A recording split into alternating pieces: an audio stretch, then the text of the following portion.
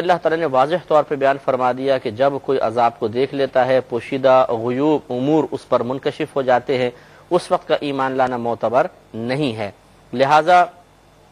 اگر کوئی بالکل آخری وقت میں جب فرشتوں کا نزول ہو رہا ہو ایمان لائے گا تو وہ مسلمان نہیں رہے گا، کافر رہے گا۔ تفسیر طبری میں اس آیت کے تحت کچھ شرح لکھی ہے، وہ آپ کی تفسیر لکھی آپ کی خدمت میں عرض کرتا ہوں۔ جلد نمبر 11 صفحہ نمبر 83 پر امام طبری رحمۃ اللہ علیہ لکھتے ہیں کہ فلم یکو ینفعہم تصدیقہم فی الدنیا بتوحید اللہ عند معاینۃ عقابہ قد نزل۔ یہ کہتے ہیں کہ پس نہ نفع دے گی ان کفار کو تصدیق کرنا دنیا میں۔ کس بات کی تصدیق کرنا؟ اللہ تبارک و تعالیٰ کی توحید کی تصدیق کرنا۔ اور کس وقت؟ جس وقت اللہ تعالیٰ کا عذاب نازل ہو اور وہ اس عذاب کو دیکھ لیں تو پھر ان کو یہ تصدیق کرنا کوئی نافع نہیں رہے گا۔ وعذابہ قد حل، اور اللہ تبارک و تعالیٰ کا عذاب بے شک ان کے لیے حلال ہو گیا۔ لأنہم، اس لیے کہ ان لوگوں نے صدقوا، تصدیق کی ہے، حین لا ينفع التصدیق مصدقا، کہ جس وقت کسی تصدیق کرنے والے کو اس کی تصدیق نفع نہیں دیتی ہے۔ اب وقت گزر چکا ہے،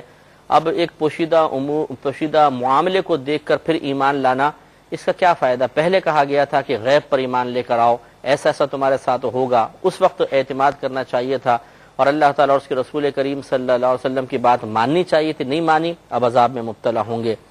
فرماتے ہیں اذ کان قد مضى حکم اللہ فی السابق من علمہ، اس لیے کہ اللہ تبارک و تعالیٰ کا حکم اس کے علم کے مطابق پہلے یہ جاری ہو چکا کہ ان من تاب بعد نزول العذاب من اللہ علی تکذیبہ، کہ بے شک جس نے اللہ تعالیٰ کے عذاب کے بعد اس کی توبہ کی اللہ تعالیٰ کی تکذیب کرنے سے، لم تنفعہ توبتہ، تو اس شخص کو اس کی توبہ نفع نہیں دے گی۔ لہذا معلوم یہ ہوا کہ عالم ہوش میں اور جس وقت انسان پر موت کی غشی طاری نہ ہو، اس وقت سے پہلے اگر وہ ایمان لے آیا تو اس کا ایمان لانا معتبر ہوگا، اس کی توبہ معتبر ہو جائے گی۔ لیکن اگر کسی نے وقت نکال دیا اور موت کی غشی اس پر طاری ہو گئی تو پھر اس کا کوئی فعل اس طرح کا جو ایمان لانے وغیرہ کا ہو اس کے لیے نافع نہیں رہے گا۔ ایک مزید عقیدہ اس کے بارے میں یاد رکھیے کہ جب انسان کو قبر میں رکھا جاتا ہے اس سے پہلے یقیناً روح تو نکال لی جاتی ہے، لیکن جیسے کہ ہم نے حدیث مبارکہ عرض کی کہ منکر نکیر آتے ہیں اور کویسچن کرتے ہیں، تو یہ طویل حدیث آپ نے سنی تھی مسند امام احمد بن حنبل کی کہ مومن کی روح 7ویں آسمان تک جاتی ہے اور اللہ تعالیٰ فرماتا ہے اس روح کو اس مردے کی طرف لوٹا دو۔ اسی طرح کافر کی روح جاتی ہے لیکن وہ پہلے آسمان سے اوپر نہیں جا پاتی، لیکن اس کی روح کو بھی لوٹایا جاتا ہے۔ لوٹائے جانے کا مطلب ایسا نہیں ہے کہ وہ پوری کی پوری روح اس بدن میں داخل ہو کر وہ عام انسانوں کی مثل زندہ ہو جاتا ہے اور زندہ اٹھ کے بیٹھے گا، بلکہ اس روح کا تھوڑا سا تعلق اس بدن کے ساتھ قائم ہوتا ہے، اور اس روح کا تعلق کا بدن کے ساتھ قائم ہونا اللہ کے رازوں میں سے ایک راز ہے۔ یہ ایسا نہیں ہے کہ ہم اسے دنیاوی معاملے پر قیاس کر سکے کہ باقاعدہ روح بدن میں آتی ہے، پھر مردہ اٹھ کے بیٹھ جاتا ہے اور دائیں بائیں دیکھتا ہے، دیواریں ہیں وہ ٹچ کرنے لگ جائے، حرکت کرنے لگ جائے، ایسا نہیں ہوتا، بلکہ اس کی روح کا ایک تعلق اس کے جسم کے ساتھ قائم ہو جاتا ہے۔ بالکل یوں سمجھ لیجئے جیسے سورج طلوع ہوتا ہے تو اس کی کرنیں